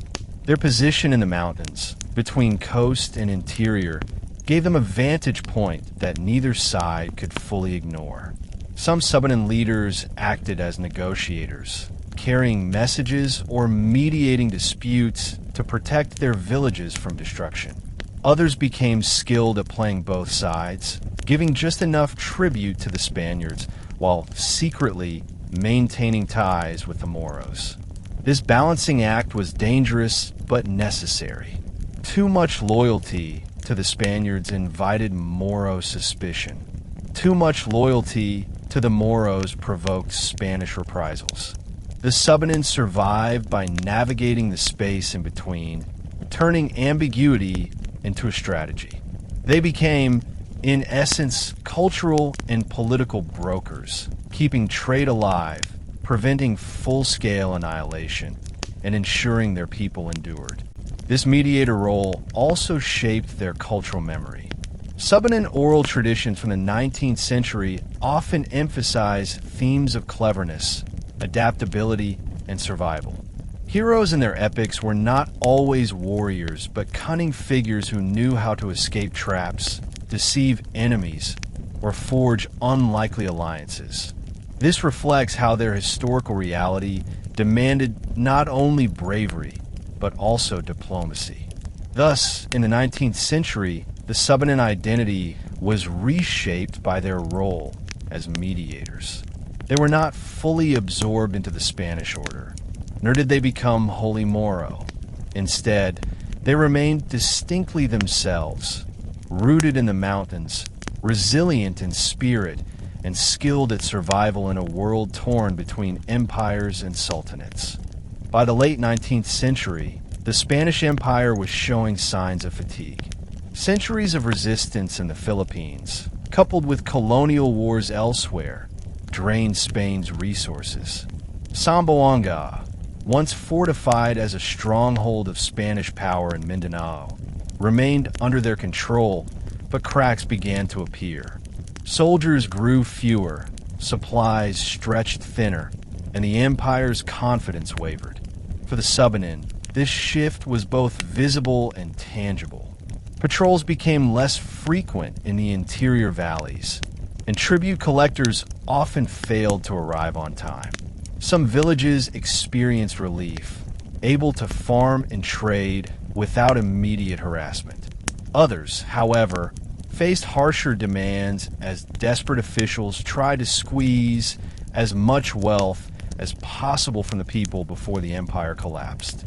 It was a paradox. Spanish weakness did not always mean Subanen freedom, but it did create openings. The Moros sensed this weakness keenly. Their raids on Spanish garrisons became bolder, exploiting the gaps in colonial defenses. The seas once again echoed with the sight of Moro vintas darting through waves, striking at coastal towns and disappearing before Spanish ships could retaliate. For the Subanen, these raids rekindled old alliances. Once more, they found opportunities to strengthen ties with the Moros, providing food and guidance in exchange for protection and trade goods. At the same time, revolutionary ideas were spreading throughout the Philippines. From Luzon to the Visayas, Filipino revolutionaries began questioning Spanish authority, demanding independence. Though the Subanen lived far from Manila's political heart, the winds of change reached even the valleys of Zamboanga. They felt it in the loosening grip of tribute, in the boldness of Moro resistance, and in the whispers of a new age rising. The Philippine Revolution of 1896 sent shockwaves across the archipelago. While much of the fighting was concentrated in Luzon and Central Islands, its effects rippled outward. Revolutionary groups, inspired by ideals of freedom and unity, challenged the Spanish narrative that had long divided Christianized Filipinos, Moros, and indigenous peoples like the Subanen. For the Subanen, these nationalist movements were distant yet significant. Revolutionary propaganda spoke of liberation from tribute, freedom of belief, and the dignity of native peoples, all themes that resonated deeply with their own struggles. Although the Subanen were not directly mobilized into revolutionary armies, they shared in the hope that Spanish power was not eternal. Some Subanen individuals who had been educated in mission schools or worked in coastal settlements became aware of revolutionary writings, carrying these ideas back to their villages. The Moros, however, viewed the revolution differently. Their centuries of resistance were framed not as part of Filipino nationalism, but as an independent struggle to preserve Islam and sovereignty. This sometimes created gaps between nationalist movements and Moro resistance. The Subanen, positioned between these two worlds, felt the complexity of identity more strongly than ever. Should they see themselves as part of a broader Filipino identity, or maintain their ancestral ties with Moro allies? This tension underscored the unique position of the Subanen. Unlike coastal populations, they were not fully Christianized nor integrated into colonial society. Unlike the Moros, they did not wield organized sultanates or naval fleets. Yet their quiet resilience and adaptability allowed them to navigate both currents, absorbing the spirit of freedom from the revolution while holding onto their historic bonds with the Moros. As the Spanish Empire staggered toward collapse, the final years in Zamboanga were marked by both desperation and transition. Fort Pilar remained under Spanish control, but it was increasingly isolated, surrounded by hostile seas and restless populations. The Subanen, who had endured centuries of tribute, forced labor, and cultural pressure, saw an opportunity for renewal. Underground trade flourished in these years. With Spanish oversight weakened, Subanen-Moro exchanges became more frequent and open. Rice, sugarcane, and forest goods once again flowed toward the coast, while salt, fish, and textiles returned to the mountains. These exchanges were not only economic, they were celebratory, a symbolic return to the spirit of Tibunawe's first barter. It was as if the land itself rejoiced at the decline of empire. But the end of Spanish rule did not mean immediate peace. In 1898, the Spanish-American War erupted, and Spain formally ceded the Philippines to the United States under the Treaty of Paris. For the Subanen, this was bewildering. After centuries of Spanish oppression, another foreign power now claimed ownership of their land, without their consent, without their voice. Fort Pilar was handed over, not to its rightful people, but to a new colonizer. Yet, in these uncertain times, the Subanen held onto their resilience. They had survived Spanish cannons and missionaries, raids and tributes, and they would survive the arrival of yet another empire. Their history had taught them that empires rise and fall, but the rivers, mountains, and songs of the Subanen endure. When Spain ceded the Philippines to the United States in 1898 under the Treaty of Paris, the Subanen, like many indigenous peoples of Mindanao, had no voice in the matter. They did not sign treaties, nor were they consulted. Their homeland was simply transferred from one foreign empire to another. For the Subanen, this marked yet another turning point in a long history of adaptation to colonial powers. The Americans, unlike the Spaniards, presented themselves as modernizers and educators rather than conquerors. They introduced new systems of governance, building schools, roads, and government offices. In Zamboanga, Fort Pilar was repurposed under American control, becoming not only a military outpost, but also a center for civil administration. The Americans sought to portray themselves as liberators from Spanish oppression, yet their rule carried its own form of dominance. For the Subanen, the early years of American presence were filled with uncertainty. On the one hand, tribute and forced labor under the Spaniards diminished significantly. On the other hand, new forms of control emerged: taxes, land surveys, and legal codes that often clashed with Subanen customs. American officials declared land public property unless documented under colonial law, a policy that threatened Subanen ancestral domains, which were based on communal ownership and oral tradition rather than written titles. Despite these challenges, many Subanen initially viewed American rule as less oppressive than Spanish domination. Schools were built in lowland settlements, and some Subanen children were encouraged to attend, learning English alongside Filipino classmates. The Americans emphasized literacy, hygiene, and modern farming techniques. Yet beneath the surface, this education carried the same assimilationist purpose as Spanish catechisms: to reshape the Subanen into subjects who fit within the colonial order. One of the most significant changes under the Americans was the rapid expansion of public education. English became the medium of instruction, and American teachers, known as Thomasites, spread across the islands. For the Subanen, this marked another layer of cultural transformation. Children who once sang chants about Subanen now memorized English poems and arithmetic tables. Oral traditions were dismissed as folklore, while Western textbooks defined knowledge. Yet, education also opened new opportunities. Subanen students who excelled could find employment as clerks, teachers, or minor officials in the colonial bureaucracy.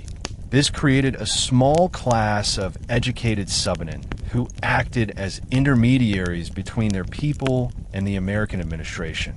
For the first time, some Subanen gained literacy in English, which gave them tools to navigate colonial systems, even as it distanced them from ancestral traditions. Infrastructure projects also reshaped the land. Roads were carved through valleys, connecting once isolated Subanen communities to coastal towns. Markets expanded, and trade became more formalized under American regulation. Subanen farmers could now sell rice, root crops, and forest products in official markets, receiving cash rather than barter.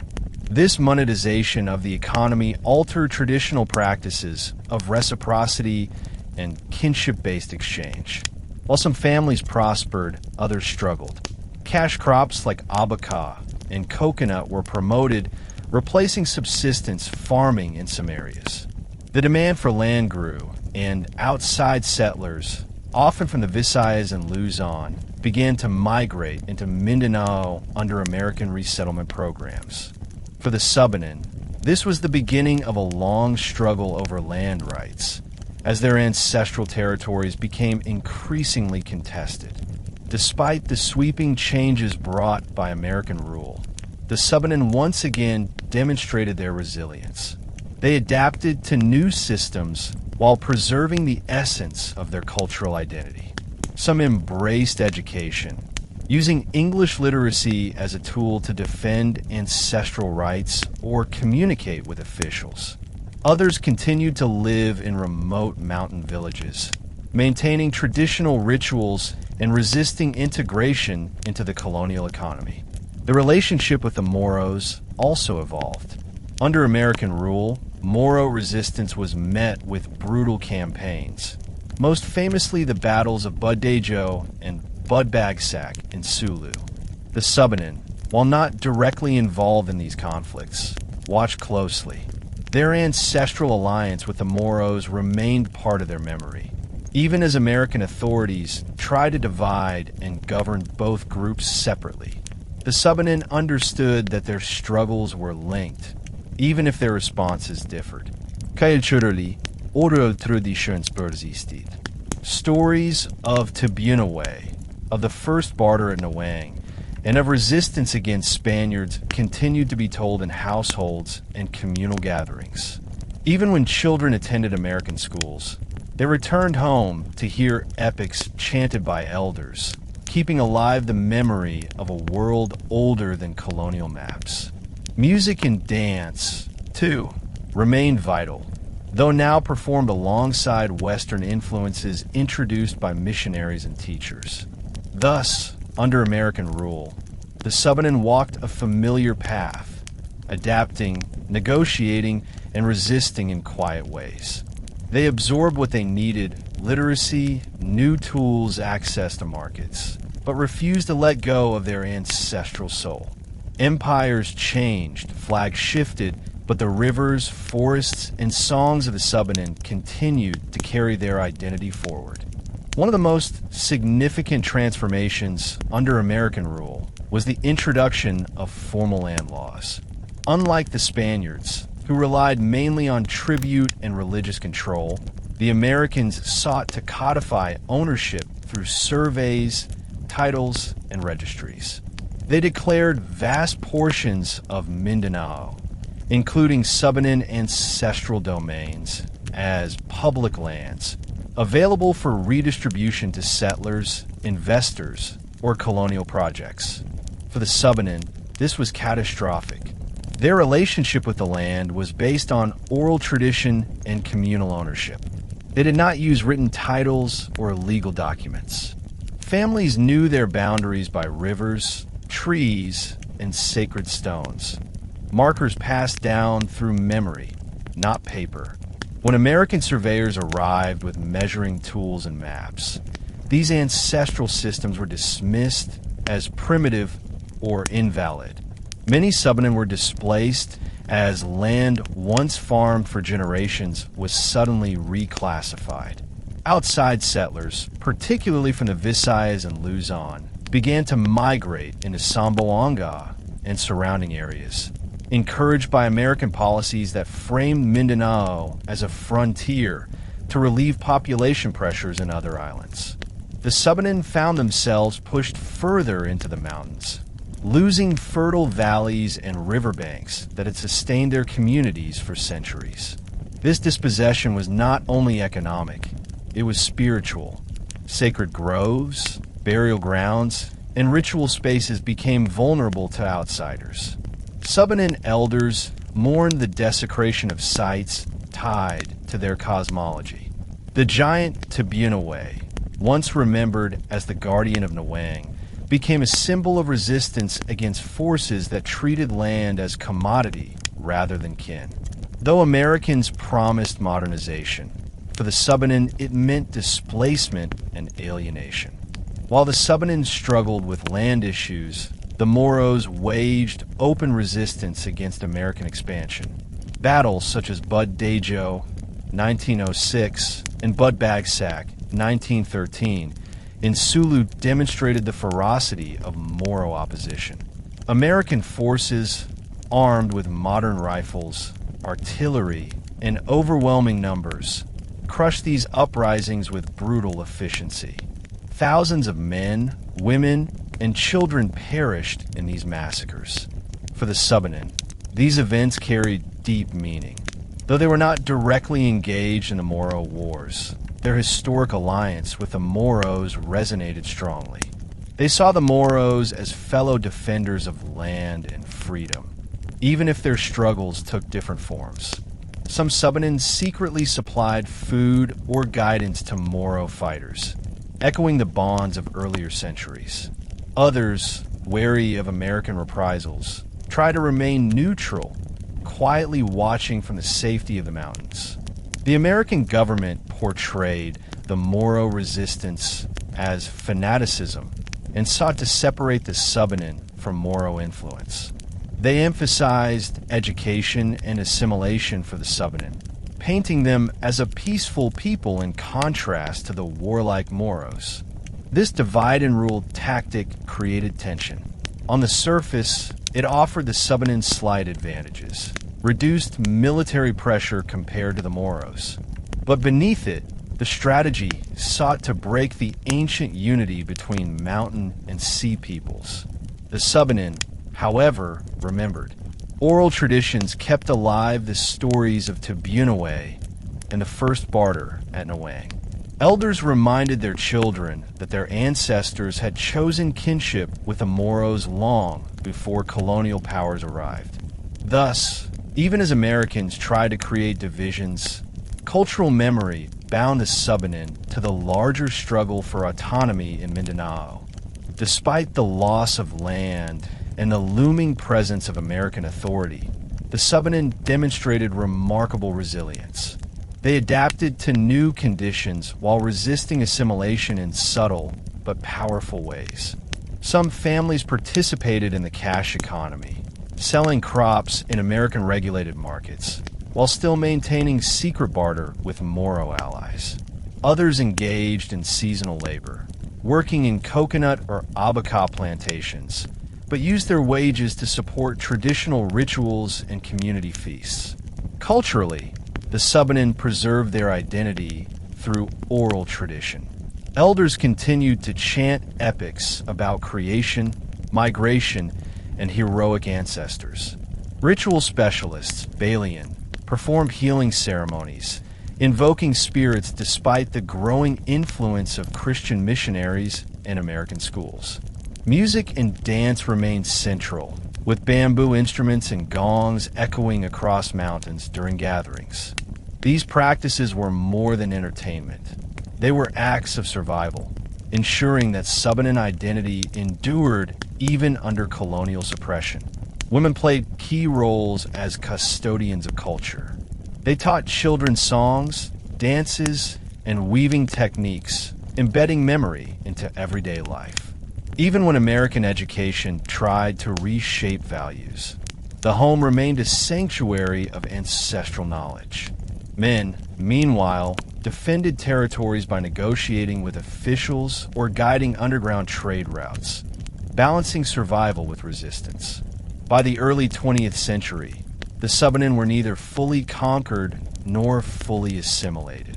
They were survivors in transition, people pushed into the margins yet refusing to vanish.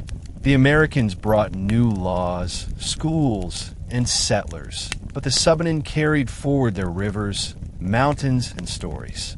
The continuity of identity was their greatest victory, proof that no empire, however powerful, could erase the soul of a people who remembered where they came from.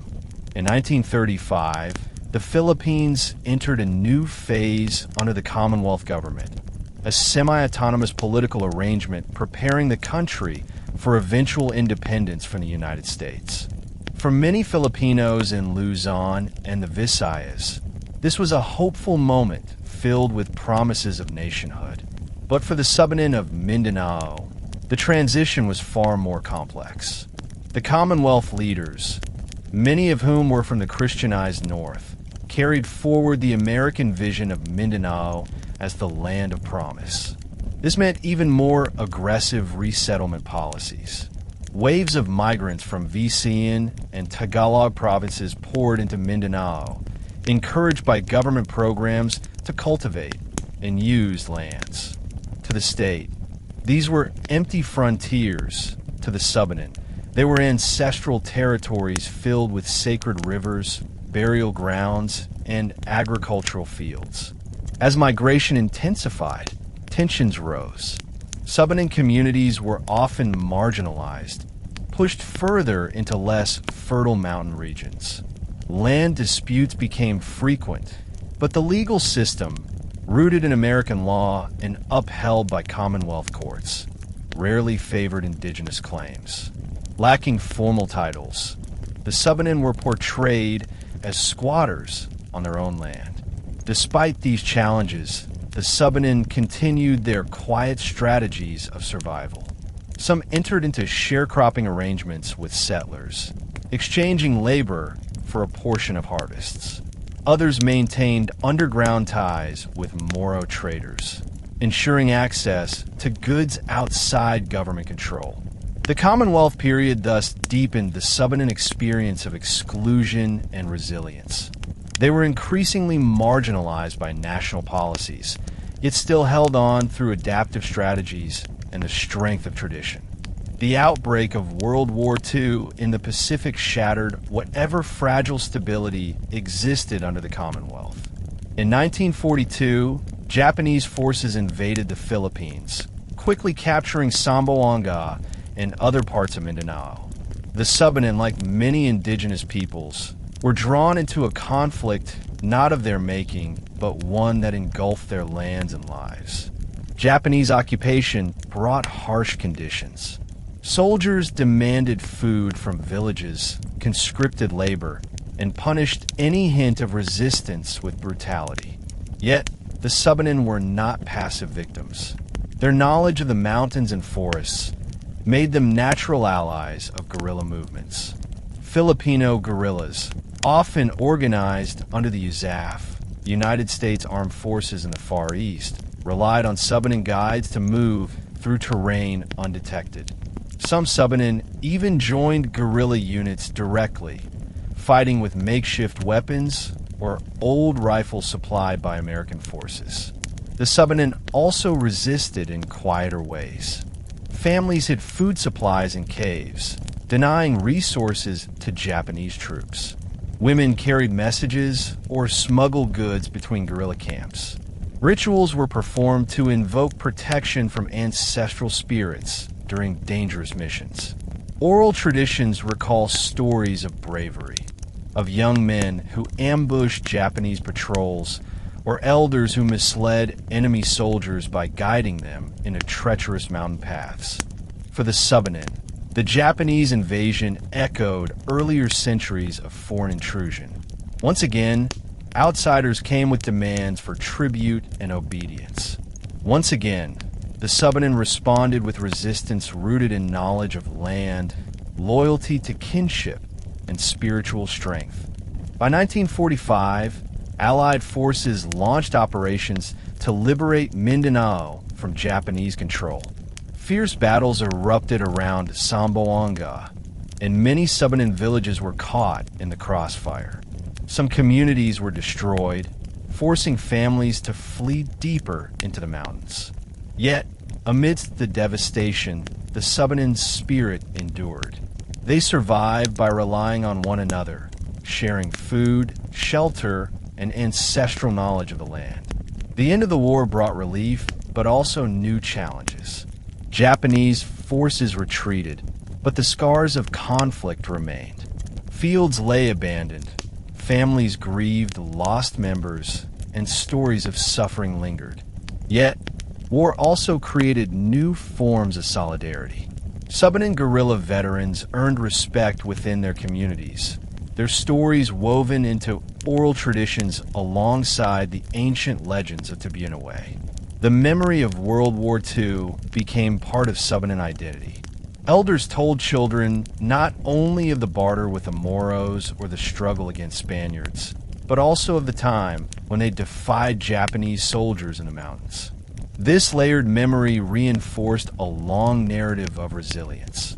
The Subanen had faced Spaniards, Americans, settlers, and Japanese invaders, and though each era brought suffering, they endured.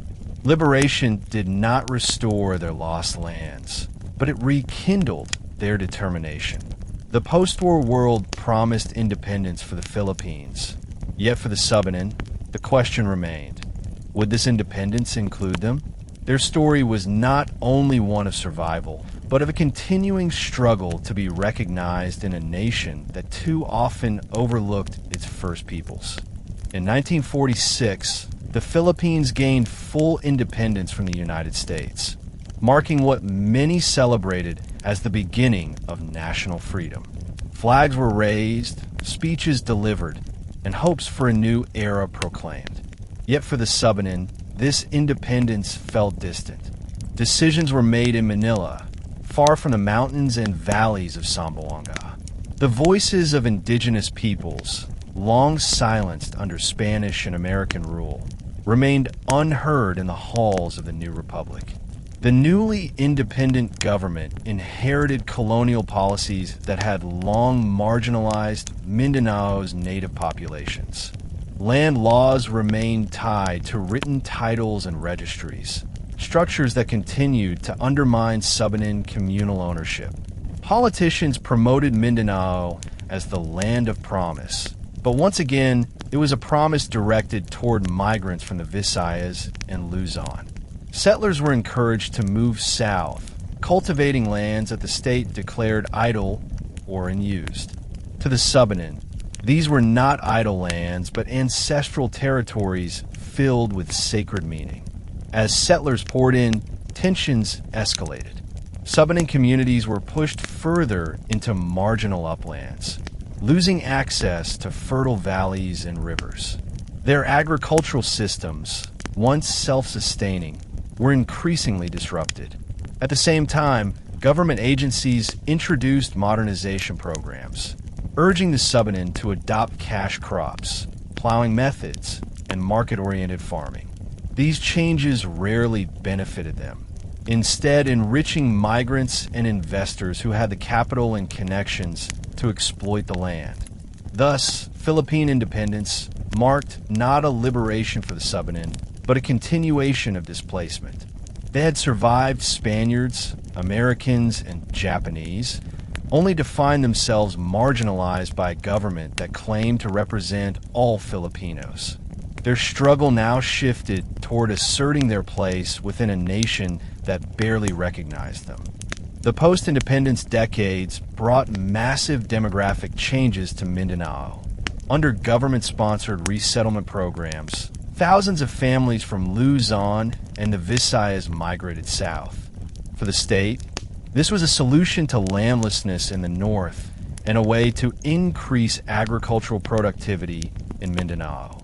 For the Subanen, it was yet another wave of intrusion, threatening their ancestral domains and way of life. New settlers introduced different crops, tools, and social practices. Roads and markets expanded, but these primarily served the interests of migrant communities. Towns grew around government centers, often sidelining Subanen villages, which remained at the periphery. Education in these towns was dominated by Tagalog or Visayan teachers, further alienating Subanen children from their language and traditions. Cultural pressure intensified. Subanen rituals and beliefs were increasingly portrayed as backward by lowland settlers and Christian missionaries. Young Subanen who attended schools were sometimes ashamed of their identity, pressured to adopt Visayan customs or Christian practices. This erosion of cultural confidence was as damaging as the loss of land. It created a sense of invisibility. To be Subanen was to be marginalized, even in their own homeland. Yet, not all influence was destructive. Some settlers built friendships with Subanen neighbors, exchanging goods, tools, and knowledge. Intermarriages occurred, creating new blended communities. Still, the power imbalance was clear. Settlers had government backing, legal titles, and access to markets, while the Subanen struggled to defend traditions without formal recognition. The once dominant guardians of Samboanga's mountains were now pushed into the margins, fighting to keep their identity alive.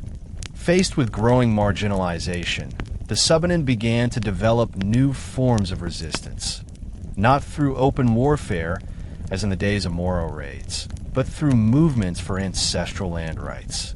Elders and community leaders recognized that survival in the modern nation-state required engaging with laws and politics, even as they continued traditional practices. Some Subanen leaders traveled to government offices to petition for recognition of ancestral territories. They argued that their claims were rooted in centuries of occupation, ritual, and oral tradition. While most petitions were ignored or rejected, these early efforts laid the groundwork for later struggles. Younger generations, educated in schools but still tied to their communities, began to bridge the gap between indigenous knowledge and national politics. Organizations slowly emerged, often supported by sympathetic church groups or activists, advocating for indigenous rights. These movements emphasized that Subanen lands were not vacant, but living landscapes filled with sacred meaning. They highlighted how displacement led not only to poverty, but also to cultural erosion. By framing land rights as both economic and spiritual, the Subanen asserted their unique identity within the Philippine nation. This period also saw the strengthening of oral traditions as a form of cultural defense. Elders told stories of Tabunaway, of barter with the Moros, of resistance against Spaniards and Japanese, all as reminders that the Subanen had always survived outsiders. These stories became arguments in themselves. If they had endured for centuries, they could also endure the pressures of a modernizing nation. Thus, the post-independence years were marked by loss and resilience. While migration and land dispossession continued to marginalize the Subanen, they also planted the seeds of organized resistance.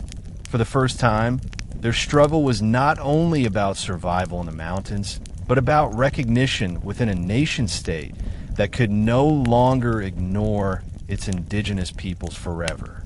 As the 20th century turned into the 21st, the Subanen found themselves living in a world transformed by states, corporations, and global markets.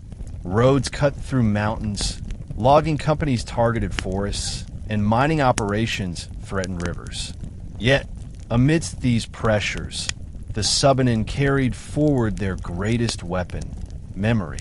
Oral traditions, songs, chants, and stories remain the backbone of identity, tying each generation to the first chieftain Tibunaway and the ancient barter at Nawang. In community gatherings, elders recounted how their people once traded peacefully with the Moros, how they endured Spanish tribute and forced labor, how they survived Japanese occupation, and how they adapted to American schools. These stories were not simply history lessons. They were blueprints for resilience. They reminded the youth that survival did not mean surrender. Even when outsiders tried to rename their lands, suppress their rituals, or marginalize their voices, the Subanen knew who they were. Modern Subanen also began to document traditions in writing, film, and music. Younger generations, some trained in universities, worked with elders to preserve chants and epics. This blending of oral and written culture allowed them to protect what once could only be passed by word of mouth. By keeping memory alive in multiple forms, the Subanen ensured that no empire, no settler, and no corporation could erase their story.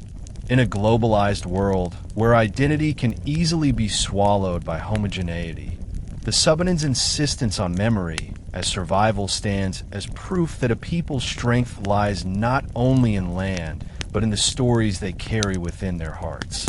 The late 20th and early 21st centuries brought new opportunities for the Subanen to assert their rights through law and activism.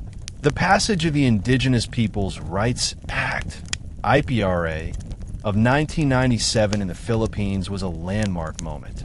It recognized the concept of ancestral domain, granting indigenous groups the right to claim ownership of lands traditionally occupied by their communities. For the Subanen, this law was both a chance and challenge. Applying for ancestral domain recognition required documentation, maps, and genealogies, things the Subanen had never needed before. Their knowledge of boundaries was tied to rivers, trees, and sacred places, not to surveyors' lines. Elders worked with younger advocates, church groups, and NGOs to translate oral tradition into forms the state would accept. In doing so, they transformed memory into legal testimony, arguing that their stories of Tibunaway, their rituals, and their sacred sites proved continuous occupation of the land. Some Subanen communities successfully gained certificates of ancestral domain title, CADT, reclaiming a measure of authority over their territories. Yet, struggles persisted. Mining concessions, logging permits, and agribusiness projects often overlapped with ancestral lands, leading to conflict. The state frequently sided with corporations, viewing indigenous claims as obstacles to development. Subanen activists faced harassment, threats, and even violence for defending their territories. Despite these dangers, the movement for ancestral land rights has strengthened the Subanen's unity. They frame their struggle not merely as economic survival, but as cultural survival. To lose the land is to lose the spirits, the ancestors, and the memory of Tibunaway. By insisting on their right to land, they insist on their right to exist as a distinct people within the Philippine nation. Today, the Subanen stand at a crossroads. Modernity surrounds them: schools, markets, mobile phones, and global media. But their mountains still echo with chants. Their rivers still flow with ancestral meaning, and their gongs still beat in rituals that link the present to the past. Their resilience has been tested for centuries, by Moro trade and kinship, by Spanish tribute and reductions, by American land laws, by Japanese invasion, and by the influx of settlers under the Philippine state. Through it all, they have survived not by rejecting change entirely, but by adapting selectively, absorbing what is useful while preserving their soul. The story of the Subanen is not only about loss, it is about endurance. They have shown that even when marginalized, a people can remain strong through memory, ritual, and community solidarity. Their struggle for ancestral lands continues, but it is backed by a long history of resilience. The same spirit that guided Tibuonaway to accept trade instead of hostility guides the Subanen today as they negotiate with governments, corporations, and the modern world. The moral of their history is clear. Survival is not just about resisting outsiders. It is about transforming challenges into continuity. The Subanen remind us that identity is not erased by conquest if memory, ritual, and unity endure. From the barter and Nwang in the 14th century to the fight for ancestral domains in the 21st, the Subanen journey tells a larger story of humanity itself. That dignity, land, and culture are worth defending across generations. Empires may rise and fall, but a people who remember who they are can never truly be conquered. Today on History Teller YT, we traveled across centuries with the Subanen people. Sparkles, we saw how they began their story with peaceful trade and kinship with the Moros. Sparkles, we witnessed their struggle under Spanish tribute, American land laws, and Japanese occupation. Sparkles, and we heard how, through memory, rituals, and resilience, they survived every empire that tried to erase them. The moral of this story is clear. A people who remember who they are can never truly be conquered. The Subanen remind us that survival is not only about resistance. It is about carrying forward identity, land, and dignity across generations. If you found this journey meaningful, make sure to subscribe, share, and come back again to History Teller YT. Because here, every forgotten story finds its voice, and together, we keep history alive.